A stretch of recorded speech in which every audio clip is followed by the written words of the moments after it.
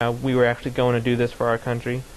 But I didn't really pay attention to what people were saying about us back home. The only people I care opinions I care about are family, friends, and people that come up to me and say we support the troops and thank you for what you're doing. And what was really, really nice is before you go overseas, you go from wherever you're mobbing at and you go to Maine. And this is every deployment that's gone over there. You stop in Maine, and as soon as you get off the plane, there are rows of veterans and civilians that are waiting there to shake your hand and talk to you and ask you about your life and stuff like that. And it's really an amazing experience because it really lets you know that you're appreciated, and it gives you that really good sense of morale right before you go overseas. So that was probably the highlight of both the deployments, is both times we went in Maine. Those are the people there at the airport when you're leaving. Yeah, I mean that it's sort of like a stop along the way because they have to refuel the plane, but they do it intentionally and they let everyone know when you're going to be there so that they can do that. And there was a movie, an independent film made about these people that have been doing this for like 9-10 years now, and they're always there every deployment. Yeah, when you were leaving, did you know you were going to El Anbar?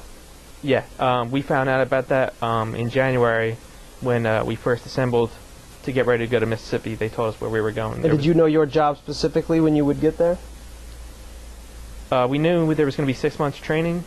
We didn't know if everyone was going to do their job or if some of us were going to be kicking down doors. So, that was a little bit stressful, not knowing, if I was going to have to do something like that. But I wound up doing my job. Which was? The logistical specialist. So, What specific day-to-day? I mean, what was your responsibilities for your squad or your platoon? Or well, I'm a specialist, so I don't have a squad or platoon.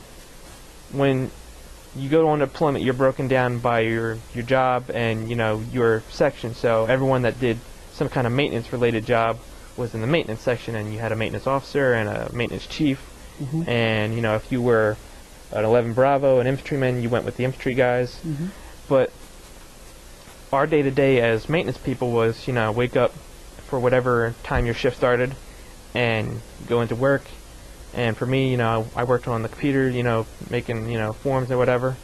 And sometimes we would do that, we would receive parts and, distribute parts or inventory them. And there was a lot of, small things that you had to do every day that was a part of it, and to try and list them all would probably take an hour. But some days were shorter days. Like some days we got out of there like 8 or 9 hours, and some days were 10 or 12-hour days. And the 10 or 12-hour days were really brutal because, I mean, when you're there for so long, and it's not always like busy, but you have to be there because the mechanics, are still doing what they're doing. So you need to be there in case they need you for something, in case they need something else. So your mission is maintenance. So you're maintaining the vehicles for the mechanics maintain the vehicles directly, and indirectly we support them in their mission. Okay. So, what was the biggest obstacle for you or for the maintenance? Or I want to say the scariest obstacle was that where we were in Al Anbar and Ramadi, we got mortar attacked 4 and 5 times a day. So, what's the procedure when you're getting attacked? Well, because it happened so much, as long as you went and reported to your, direct chain of command. So if I'm an E4, I go find my E5 and let them know I'm still alive. But, because we got attacked so much, we really didn't have anything beyond that. I mean, in some bases you went to, people would be running to the bunkers or, but because we got attacked so much, it's like, well, what's the point, Yeah. What was your uniform? I mean, did you have to have Kevlar and flak jacket on, or that same thing? I mean, if you were on another base, that's what you would have seen if an attack happened: Kevlar and flak jacket and stuff like that. But because it happened so much on our base, you just walked around in your normal ACU uniform, and if one hit you, one hit you, and you really couldn't do anything about it because you can't hear them coming in, and the only time you even know that it's impacted is when it impacts. What did you guys do with your weapons throughout the course of a work day? Oh, you always had your weapon. You never went anywhere without your weapon, especially in Al Anbar.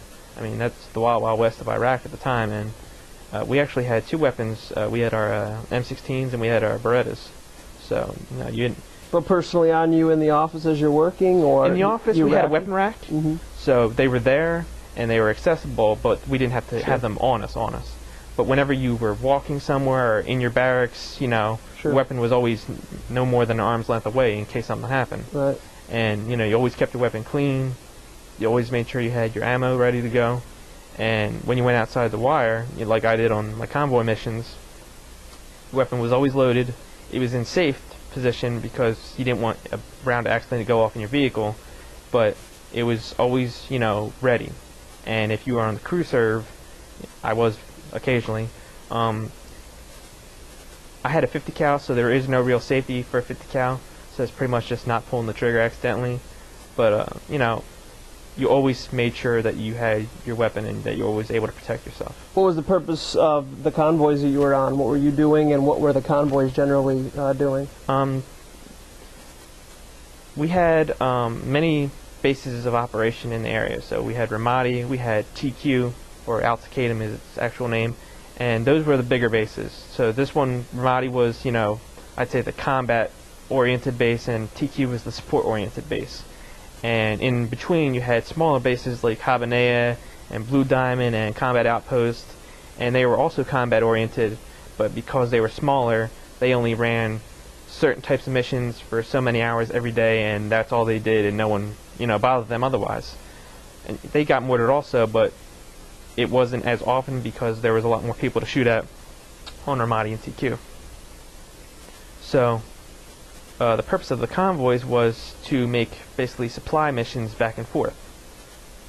So generally there'd be about 30 to 40 vehicles, sometimes up to 50 vehicles in a convoy, and 3/4 of them would be like cargo vehicles, you know, carrying the stuff, and you know, the rest of them would be security type vehicles. So you'd have Humvees running up and back down the convoy, you know, making sure that, you know, if we had to make a turn, they controlled that access point, or, you know, if, you know, they needed to pull rear security, they did that. So it's like sometimes we had to pull rear security as a supply vehicle. That's why every other vehicle, or every other vehicle had a crew serve weapon on it, so that even if the security vehicles did pull away for some reason, you were able to orient yourself to a security aspect. But so we made this supply of missions back and forth, and we would bring them, you know, parts to turn in or things that they needed from our base, and they would give us stuff that we needed, and you just went back and forth. And I think the longest mission I ever did was wake up 3 a.m., convoy left at 5 a.m., and we didn't come back from TQ until 11 o'clock that night. And that was probably the longest day I ever had in Iraq. Yeah. Now, what was the frequency of supply missions? We did them 3 times a week, and I did about 60 myself. And the reason I only did 60 and not more is because we divided it amongst our group of 92 alphas that we had in our shop. So there were 5 of us, so every time, you know, we took turns. So every 5th day you went. And when you weren't doing those, you were working in the shop? Right. And how many, did you have days off or time off? At first we didn't have days off. About a month in, we started getting days off once a week. And individually?